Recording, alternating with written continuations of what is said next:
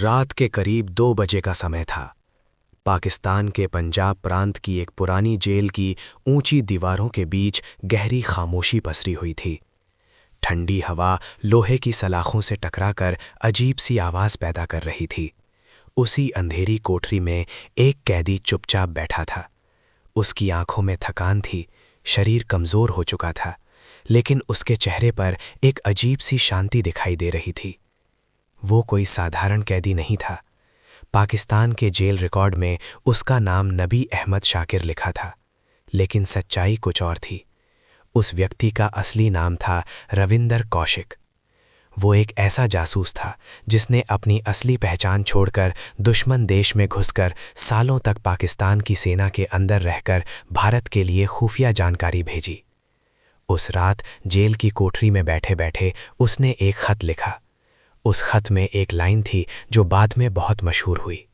अगर मैं अमेरिकी होता तो 3 दिन में इस जेल से बाहर होता। ये सिर्फ एक कैदी की शिकायत नहीं थी, ये एक ऐसे जासूस का दर्द था जिसने अपने देश के लिए सब कुछ खो दिया था, अपना नाम, अपना परिवार, अपनी पहचान और अंत में अपनी जिंदगी भी। लेकिन सवाल ये है कि आखिर एक साधारण भारतीय युवक पाकिस्तान की सेना तक कैसे पहुंच गया? वो कौन सी कहानी थी जिसने उसे भारत का सबसे खतरनाक और सफल जासूस बना दिया? और सबसे बड़ा सवाल, इतने सालों तक पाकिस्तान में रहने के बाद आखिर उसकी पहचान कैसे खुल गई? इस रहस्यमयी कहानी की शुरुआत होती है राजस्थान के एक छोटे से शहर से। साल था 1952। राजस्थान के श्री गंगानगर में एक साधारण परिवार में एक लड़के का जन्म हुआ। ये वही लड़का था जो आगे चलकर भारत की खुफिया दुनिया का सबसे चर्चित नाम बनने वाला था, रविंदर कौशिक। बचपन में रविंदर बिल्कुल आम बच्चों की तरह थे। उन्हें पढ़ाई के साथ साथ नाटक करने का बहुत शौक था। स्कूल और कॉलेज के सांस्कृतिक कार्यक्रमों में वो अक्सर मंच पर दिखाई देते थे। खास बात ये थी कि उन्हें किरदार निभाने में अद्भुत महारत थी। वो किसी भी व्यक्ति की आवाज़, हाव भाव और बोलने के अंदाज को बड़ी आसानी से कॉपी कर लेते थे। यही प्रतिभा एक दिन उनकी जिंदगी की दिशा बदलने वाली थी।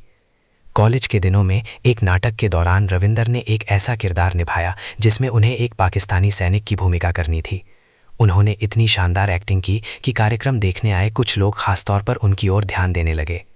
वे साधारण दर्शक नहीं थे, वे भारत की खुफिया एजेंसी रॉ के अधिकारी थे। उस समय भारत और पाकिस्तान के बीच तनाव का दौर चल रहा था। 1971 के युद्ध के बाद भी दोनों देशों के बीच भरोसे की कमी थी। ऐसे में भारत की खुफिया एजेंसियां पाकिस्तान के अंदर गहराई तक जानकारी जुटाने के लिए नए लोगों की तलाश में रहती थीं। रविंदर कौशिक की भाषा पर पकड़, अभिनय क्षमता और तेज दिमाग ने उन्हें इस काम के लिए बिल्कुल सही उम्मीदवार बना दिया। कुछ समय बाद उन्हें चुपचाप संपर्क किया गया। उनसे पूछा गया कि क्या वो अपने देश के लिए एक बेहद खतरनाक मिशन के लिए तैयार हैं। ये मिशन इतना जोखिम भरा था कि अगर वो पकड़े जाते तो भारत सरकार आधिकारिक रूप से उनका नाम तक नहीं ले सकती थी। ये एक ऐसा रास्ता था जहां से वापस लौटना लगभग असंभव था।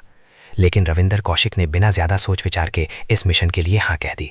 यहीं से उनकी ज़िंदगी हमेशा के लिए बदल गई। इसके बाद